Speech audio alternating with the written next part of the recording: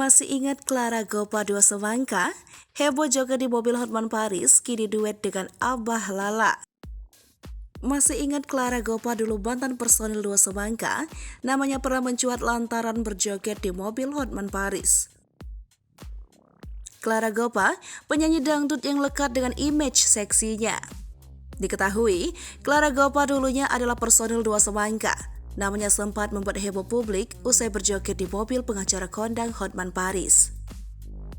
Belum lama ini, terdengar kabar jika Clara Gopa tengah berduet dengan Abah Lala. Dalam waktu dekat, Abah Lala akan meluncurkan single barunya yang berjudul Gasik. Pada single barunya ini, Abah Lala mengajak Clara Gopa untuk berduet. Clara Gopa tak menyangka jika dirinya akan diajak duet oleh Abah Lala. Hal tersebut diungkapkan Clara Gopa pada akun Instagram pribadinya. Mantan personil duo semangka ini mengaku sangat bersyukur mendapat kesempatan bisa bernyanyi dengan Abah Lala.